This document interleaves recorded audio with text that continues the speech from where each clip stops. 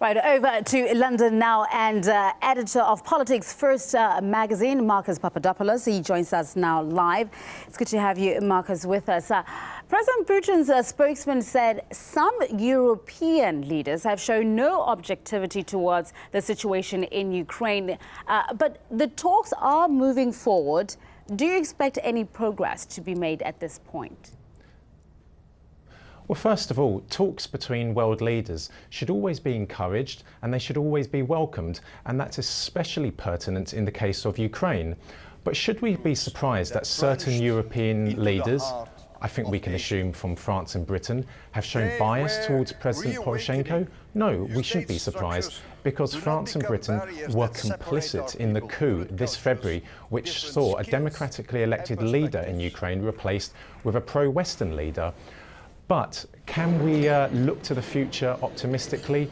In the short term, perhaps there will be a complete cessation of hostilities in Ukraine, but in the long term, I'm actually pessimistic, because if you know the history of the West and Ukraine, you will see that the West, led by the Americans, for the last 20 years has been seeking to bring Ukraine into the West's orbit, into the European Union, and in particular into NATO.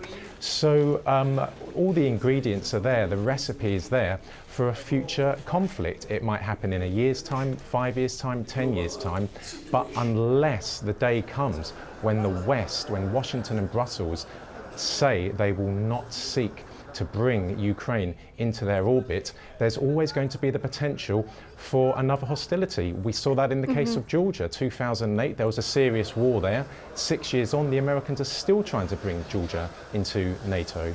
Let me ask you this. Ukraine's President Poroshenko, within the past few hours, has said that he's very skeptical about relations with Moscow. You're speaking about optimism, talks between leaders. How can that happen if you have this one attitude saying that, you know, I don't trust this side of things?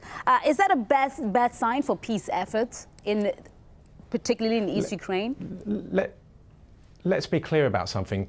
All politicians in the world have an audience to play to, and in the case of Poroshenko, his audience is comprised of some loathsome groups, ultranationalists, neo-Nazis, anti-Semites who are all pro-Western, and he has to try and reassure those groups in order for them to back him that he's going to go into those talks and he's going to pursue a very, very strong policy when talking to President Putin.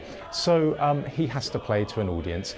But ultimately, Poroshenko takes his orders from Washington and Brussels, and in light of that, the future, it's pretty bleak, because the Americans and the Europeans, they are intent on bringing Ukraine into the West, and the fact they instigated a coup this year was the first time ever in Ukraine's independent history as an independent country. So the Americans are not going to give up with their aspirations in regard to Ukraine. Marcus, winter is looming closely. The summit, surely the topic of gas supply to Europe through Ukraine is going to come up. Do you think sanctions will be dropped to allow a leeway for that? What do you think is going to come up on that? At the moment, I don't see the sanctions being dropped. I think the West, to an extent, has an advantage in Ukraine at the moment, in that there is a pro-Western government in power in Kiev.